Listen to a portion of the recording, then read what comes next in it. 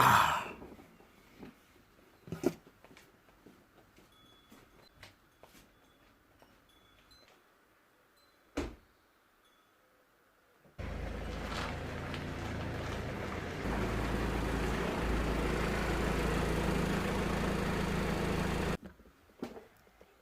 everybody, all my followers, be welcome to another video. Right, the video today is on this 2012 Mercedes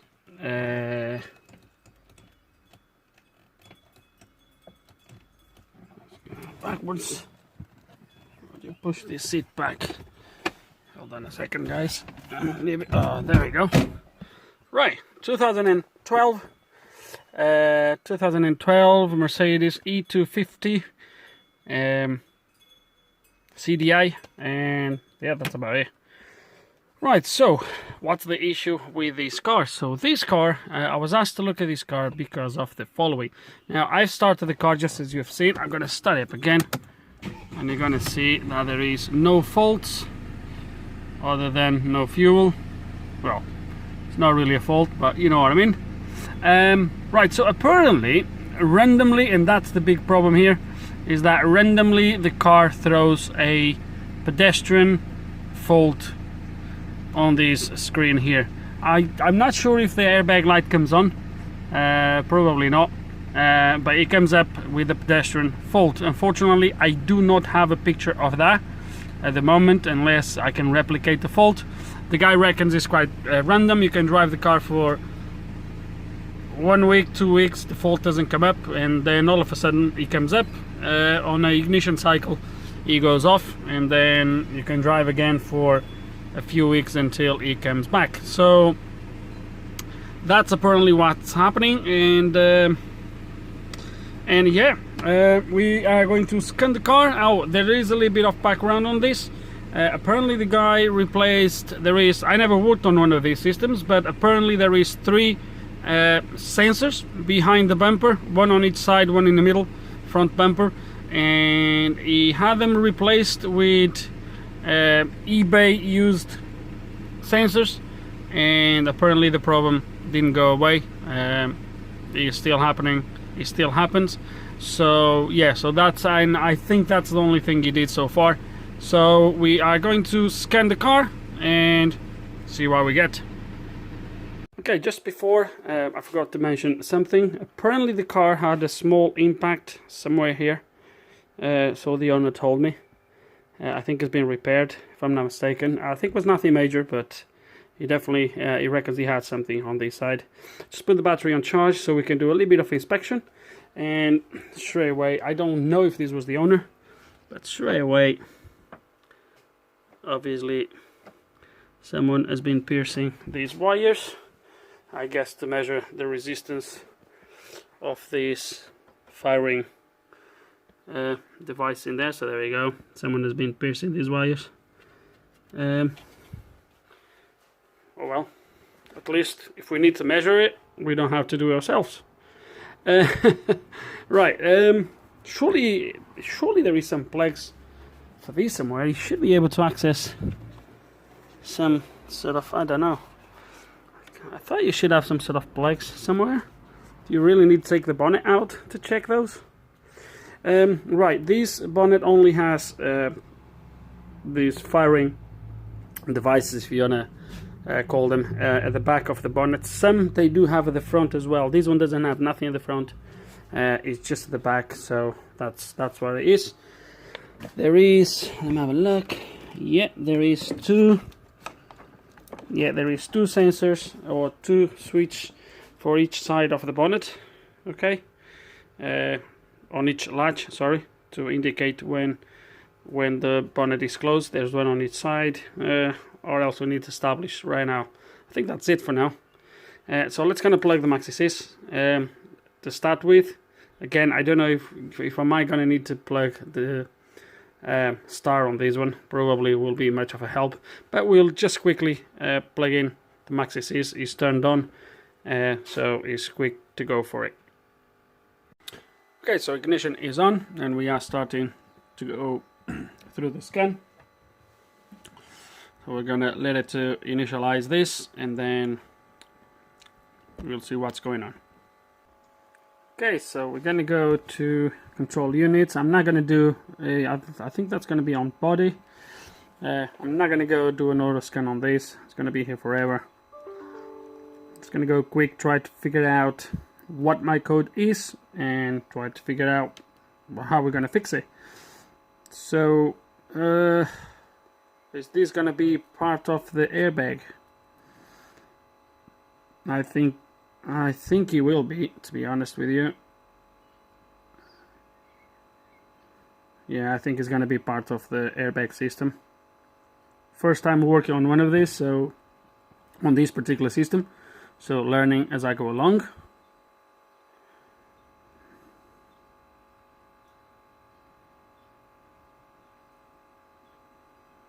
Let's see what we have.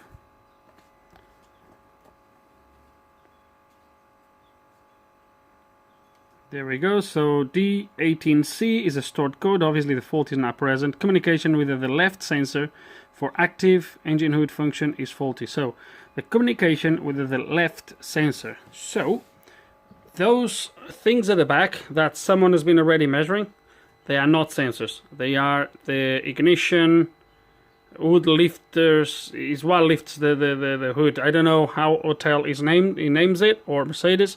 A lot of the times this is quite the same as Mercedes, but that's going to be ignition something, because that, or igniters or something like that. The sensors are going to be the three sensors the guy mentioned to me, so I'm pretty sure. But let's gonna see quickly. We don't have nothing here for service manual, so it's not going to give me any extra data on this. It doesn't give me the number of the sensor either, so it's going to be a little bit more tricky to look for it. But what we can do, we're going to see if there is any live data that can help us. Active engine hood. Okay, so the two switches at the front for the latch of the hood, and there we go, the two ignition circuits. There we go. So they are like airbag things. They just deploy and they push the bonnet up. 1.6, but you can see is ignition, what they call it. So it tells you the component. So ignition circuit with component blah blah. So left rear, left rear, left rear engine hood lifter. There we go, left rear, because wood lifter, because as I said, some cars they do have lifters at the front as well. This one only has at the back of the bonnet. So there we go. So left rear engine hood lifter. So this is actually the ignition circuits at the back. There's nothing wrong with this. The fault is not pointing to this anyway. So we're gonna look. Sensors. Okay, so sensors. Where is my? There we go. So left front bumper, center front bumper, right front bumper. There we go. So our problem is apparently on this one. Doesn't really matter, but our problem is apparently on this one here. Okay, 2C. So they all have names. They have codes for each sensor. So I don't know if you can just replace them like that. If they need to be programmed to the car, maybe. I don't know. Not sure. Anyway, why is the communication failing with the sensor randomly? We don't know yet. Let's gonna try to dig into this, get to the sensor, maybe check the sensor itself, see how it looks. Although the owner has been around there, so but we don't know. He might miss something. It could be a faulty sensor by all means, but let's gonna have a good look, a good inspection, and try to figure this one out. Okay, it could have been the middle one. It's so easy to get to. But I think we're gonna have to dismantle a little bit more around here to get to the one on this side. Okay, bumper has been removed. It's easier to access all of this like this, and even then it's difficult to get to the sensors on the sides. So again, this is the middle sensor, the center one. I'm gonna guess this is gonna be the left side, the right side. Sorry, it leaves. You can barely see it right there at the back. You can't really see it, can you? There we go. That yellow thing in there. There it is. You kind of see it. And then there is indeed some signs that the car had some sort of impact here. As you can see, my place, this plastic here is broken. There is no major stuff though. The light is cracked right there at the back. Let me show you. The housing, that bracket is cracked right there. I already started to take this bolt off. So yeah, there is some signs that something happened around here, but there's nothing really major. So the sensor on this side lives right behind this crash bar here. So I want to get a good access from the top. So reason why I'm taking the headlight off. So ignition off, I check this wire, where it goes back here, then it goes through there. So I've been here just twisting the wires, see if they were rubbing anywhere, etc, etc. And then I came here, turned the ignition on, and let me show you this. There it is. Okay.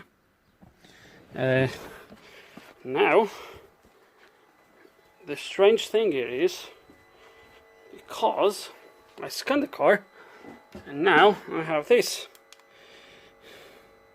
So am I looking at the wrong one then?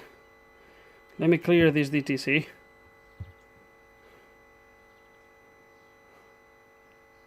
No fault codes.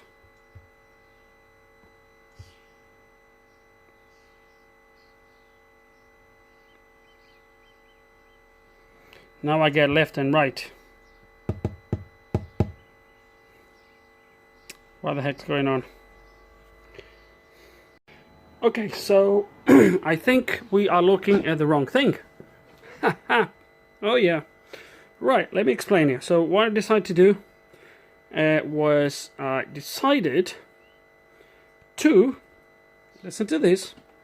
If you remember, so now I'll show you the screen in a second. But if you remember, now with the bumper removed, I had communications for both left and right. And that was a little bit strange. I thought, why do I have left and right now? All I've done was wiggle in there, etc, etc. So, but then what I decided to do, now remember this guys, it's the first time I'm working on one of these, so I'm learning as I go along. Yes, if I would have connected star, it would go much quicker, but it's a learning curve, and sometimes not everybody will have a star, and sometimes you need to figure out these things as you go along for yourself. And this is how I got to the conclusion straight away that we were looking at the wrong thing. So I've actually disconnected this sensor. The sensor is there. Okay, sensor is there. It's unplugged. And look what fault I have right at the bottom. Communication with the left front crash sensor. So that's going to be my crash sensor. I guess that middle one is going to be another crash sensor, but we'll get to that in a second. And then the other one on the other side is going to be another crash sensor, which means to me we were looking at the wrong sensor. Now, what did we remove? Right? What did we remove that other than that sensor? What did we remove that could perhaps contain sensors?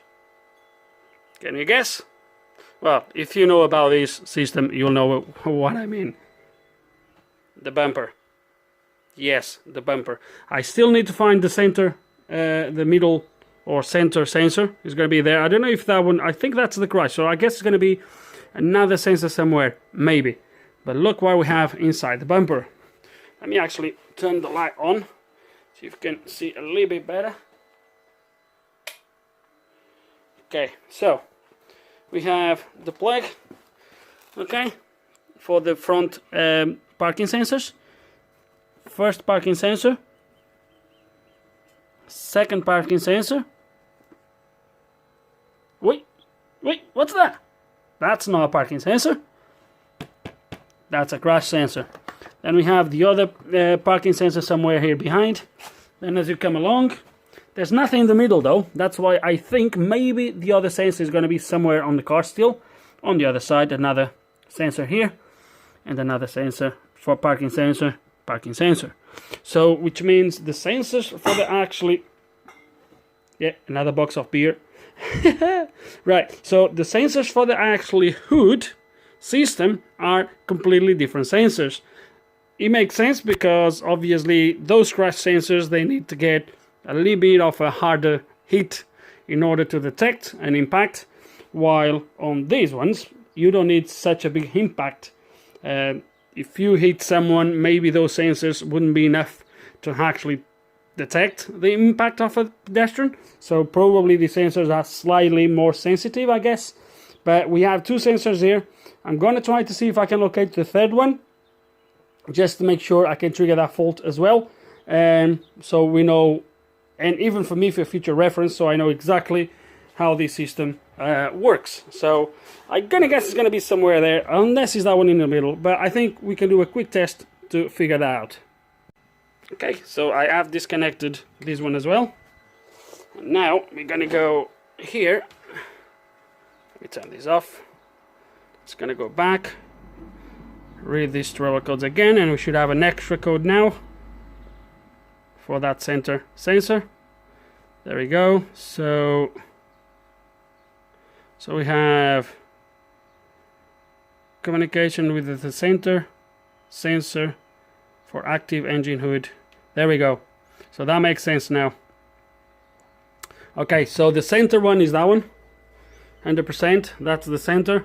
Then we have that one and that one, which is crash sensors. So I need to ask the guy which sensors he replaced, if it was those in there or if it was those on the bumper. Looking at the ones on the bumper, not sure if they have, not 100% sure. It doesn't look, I don't know if they've been touched recently or not. A little bit difficult to tell. But we're gonna just do a quick couple tests and just make sure it's not a wiring problem somewhere to start with, and then we'll go from there. And in the meantime, I will ask the guy which ones he did change. Okay, you can still hear the beep. So I've measured the wires from the plug in there all the way to the plug for the sensor. Measure both wires and plug this to stop the beeping. Did a wiggle test through here, everything was good.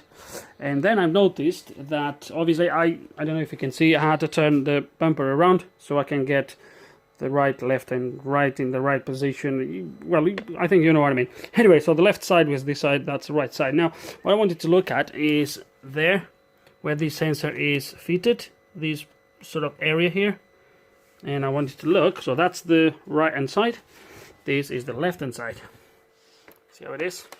So this was the side that suffered the impact and it smashed this up. So I'm now wondering also, let me show you actually here under the light, because my other light is running out of battery. You can see here the sensor cracked here. See the plug? It cracked over there. I guess when at the impact, I can't really see any other marks on the sensor, like sort of cracks or anything like that. But you never know. Could have been that the impact was not enough to trigger the system was not enough for the system to trigger the hood, but it was enough maybe to damage the sensor or something along those lines. I'm not 100% sure, to be honest. But yeah, it's definitely broken in there. The pins are clean though. It's not like if there's moisture getting into it. The pins are actually quite clean inside. So, is this a bad sensor? Maybe. Okay, next I've checked the wiring from the plug. This plug obviously is the plug that connects to the bumper, connects all the parking sensors and those two impact sensors. I've checked it here as it goes up and then joins the main loom. Everything looks okay. Nothing like, try to see if maybe I could see a rubbing somewhere. I'm not going to say it can't be a problem somewhere further back, but in this area there it looks okay. It doesn't really look like there is a issue there. Another thing, I've checked that sensor and that sensor and that sensor. Actually, let me show you there. They are actually, so I was saying maybe the sensors on the bumper were slightly different, more sensitive, but let me make sure I don't mix them up. Well, one has a crack anyway. as you can see, they are actually the same part numbers. So I'm gonna guess they are exactly the same sensors. So in order to establish if the problem is my sensor, I had an idea. Okay, and I've tried something that costed me about, let me have a look, about 2 hours maybe, somewhere around there, and delivered no results. Absolutely waste of time. But let me take you through what I've done and why I've done it. So what I've done is, the guy actually texted me back. I think I mentioned that I would be asking which sensors did he replace, and bear and behold, he replaced the ones behind the crash bar. That side, he replaced the middle one, although the middle one we already established is for the pedestrian as well. And he replaced the other one, so he replaced all these 3 sensors. Now the thing is, because that didn't fix the problem, he put them back in, the original ones, and returned the other ones. But we already established, guys, that the ones that are faulty for the pedestrian, they are actually on the bumper itself. So another thing that I said is that apparently the fault would come up if you had the engine running and you would close the bonnet. So what I've done, guys, I already started to key off again, but I had the bumper all back in place with everything connected, but I swapped the sensor from this side to that side. So the broken sensor, I put it on the right hand side, and I've been here opening and closing the bonnet. I was nearly scared that I would trigger something, but I didn't. But I could not make the fault come back either. So that was a little bit on the strange side, because he guaranteed me as soon as you close the bonnet the fault would come up. Nothing happened. Now I went over, so I removed the bumper, I went over the wiring again, make sure I'm not missing nothing. Everything looks okay to me, so I couldn't find any faults. So what I decided to do, I plugged in start, just in case if it would give me any, I don't know, maybe a little bit of information somewhere that would help. It didn't, so we don't have a lot. We have the version of the module with all the data in there. Okay, faults, everything is connected now, so there is no faults. Actual values gives you exactly the same as the Maxi sees, no difference. Adaptations allows you to do the control, the initial startup. On configurations allows you to do manual configurations here, but you need a password. I guess, I might be wrong here, I guess this is for you to do coding. If you don't have the engineering mode, it will ask you for this password, because, I'll get you there in a second, because I have all these manual configurations here. So if I unlock, and this will allow me to do it, so this is like engineering mode as far as I'm aware. So if I unlock the control unit, then I can go to coding. I can obviously change the coding, and then I can lock the ECU again where it says SG blah blah blah. That's Germany, I don't know. So I can lock the ECU again. So I believe that is the same thing, but here is engineering mode. You have total access without needing of the passwords and the adaptations. Then you have control unit logs. I don't think so, it's just for you to log. List of fault codes. Now I went through the list of the fault codes here, which is somewhere down here. I'll quick show you. So D was D18, so that was on the left or right, doesn't really matter now. I did the right, but the left will be exactly the same thing. That will show you where the sensor is and all that good stuff, and then you can proceed with a lot of tests. So he asks you in there if the sensor is installed. You press yes, that will take you to the next screen, blah blah blah blah blah. The only thing it tells you to do is to visual inspect, is to measure the wires from the sensor to the ECU to make sure they are good, and then is check if they are shorted to ground, which I don't think they're going to be, because otherwise my fault will be present all the time. That's not the case. I've been here with the machine connected, with this connected, so it's a nice thing that DAS and Zentry has, which is if I do error codes, okay, and I do stat monitoring, I don't need to be scanning the car. I don't need to be scanning the ECU all the time to see if any code comes up. So, which obviously you need to do on the Maxis. So now, for example, because I'm monitoring, if I go there and I unplug a sensor, for example, the fault will come up straight away.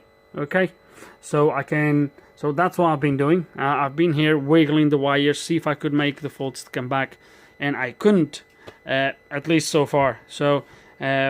So to me, that at the moment points to a bad sensor, and I think I'm gonna tell the guy to get me a sensor if he wants an eBay. If he wants it genuine, I will ring Mercedes tomorrow, see if they have one in stock and how much it costs. So that's where we are right now. That's it. Another 5 minutes added to this video, just of me talking. But I hope there's information here that makes some sense. So stay on there, and I will see what we are going to do next. Okay, guys, following day, and before we go and spend money on a new sensor, there is one test we skipped yesterday because we would have to get to the airbag ECU, but I want to do it because I had these issues in the past where it's poor contacts at the engine, the module. So we're gonna have to get to the module. So I got hold of pinouts. I could easily go there without diagrams and just figure out which wires were which. But as you can see, here is my pin 17, which is my B151/1 ground contact with. So the component B151/1 is the sensor, left hand side. Then this is the right hand side, and then you should have one. There we go, and that one is my center one. And then I think it's pin 35, if I'm not mistaken. There we go, B151 voltage supply, signal voltage. Okay, so this is there is 2 plugs on the module. So what we're going to do now, as you can imagine, I already got there, and actually glad I did, because I think this car has been on a slightly bigger accident, if you will, than I initially thought. Because I only seen that the windscreen is not original anymore from BMW, from Mercedes, and I've looked at it when I've seen that glass in there. So there is no really signs. I mean, there is signs of something being spilled around here, and that's the problem sometimes with this stuff. But we are going to unplug this module and try to see if there's any. This is clean. Okay, let's pull the other one out.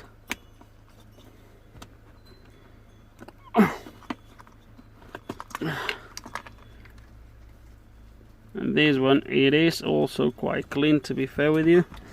Let me look inside. Actually, socket, am I gonna need some light? I want to look right inside to see how it looks like. These looks okay.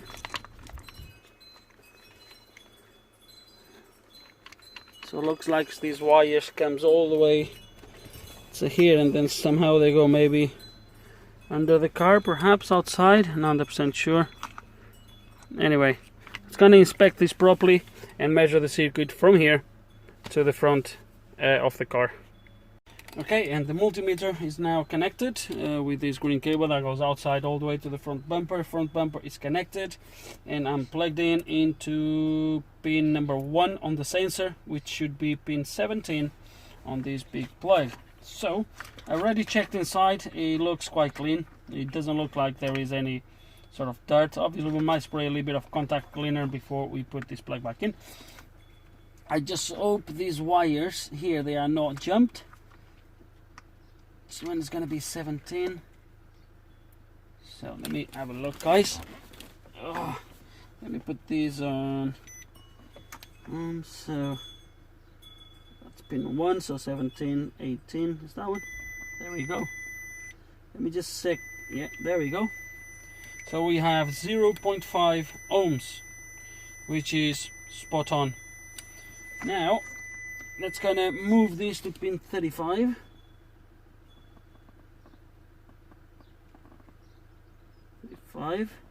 And now I'm gonna move the pin on the sensor.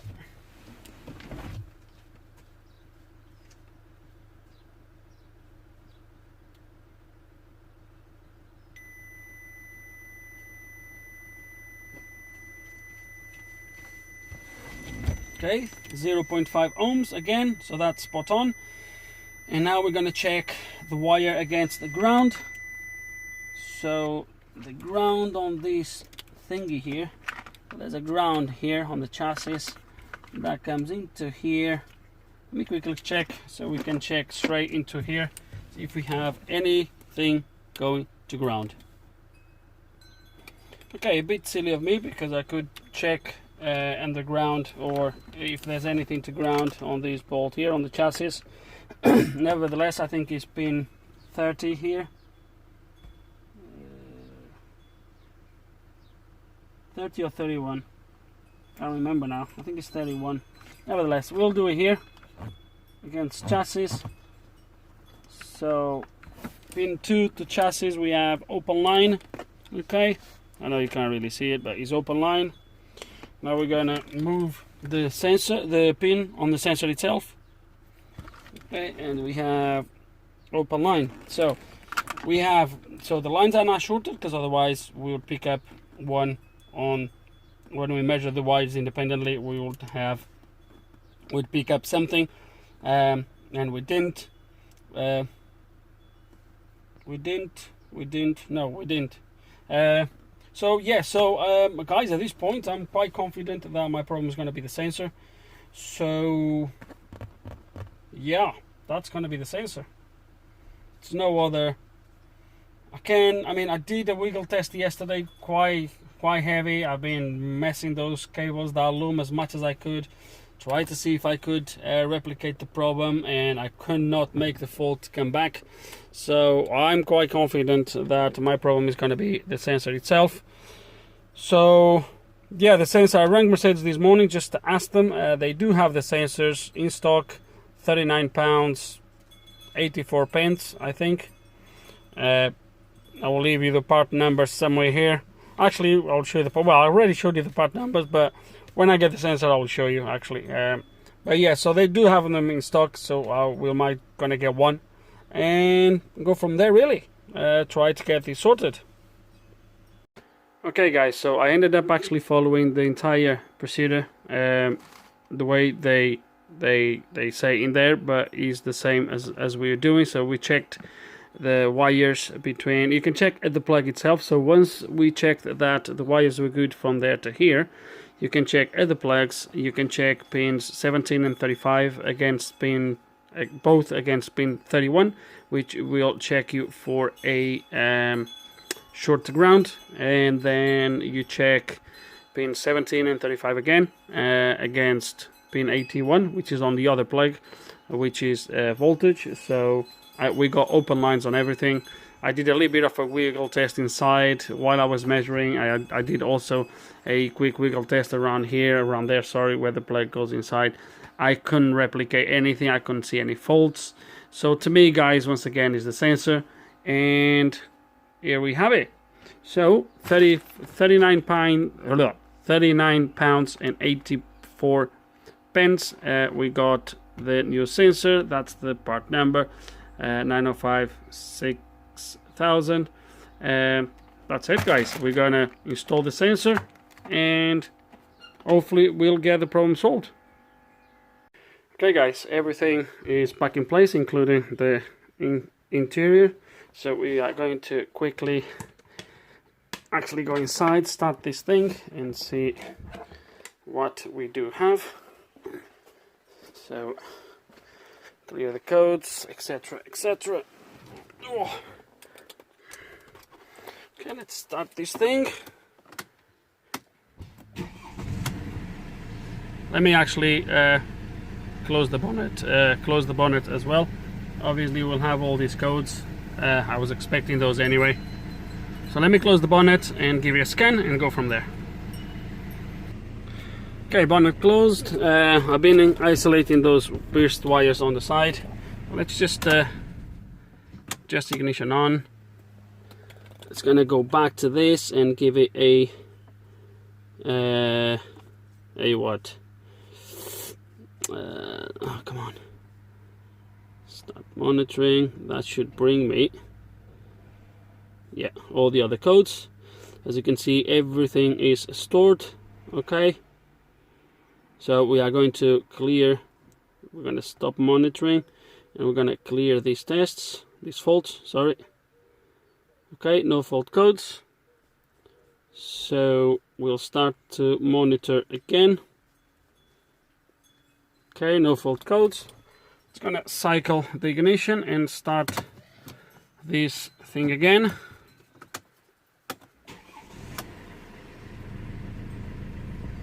Okay, airbag light is off. Everything is off.